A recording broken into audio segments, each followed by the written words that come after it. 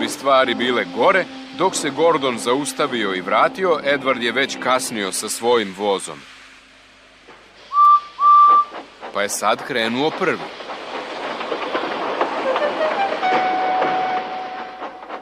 Ali skretničaru niko nije rekao da je došlo do promene.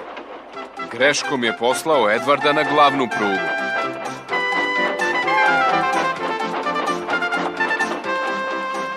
Gordon je poslat na sporednu, pa je neraspoloženi ljud stigao na jedan od sporednih koloseka u blizini luke.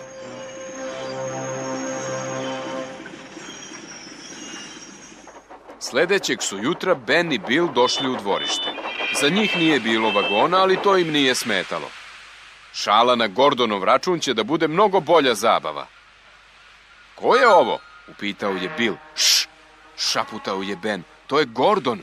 Izgleda kao Gordon, ali je nemoguće da jeste. Gordon nikad ne dolazi na sporedne šine. On ih smatra prostim. Gordon se pretvarao da ih ne čuje. Ako nije Gordon, rekao je Ben, onda je gomila starog gvožđa. I bolje bi nam bilo da je odnesemo na otpad. Ne, Bile, tamo bi bila beskorisna. Odnećemo je u luku i baciti u more. Gordon je bio uznemiren. Ja jesam Gordon, prestanite, prestanite! Kad je Boko iznenada naišao, Gordon je pomislio da je to najlepši prizor koji je ikad video.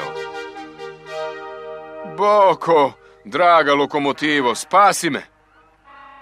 Boko je brzo odmerio situaciju i zapretio da će da odveze vagone koje je dovezao za Billa i Bena. To je blizance s mesta dovelo u red. Gordon ga je smatrao predivnim. A ti mali nevaljalci, kako ti to polazi za rukom? Aha, rekao je Boko, samo sam talentovan. Gordon i dalje veruje da mu je Boko spasao život. Ali mi znamo da su se blizanci samo šalili, zar ne?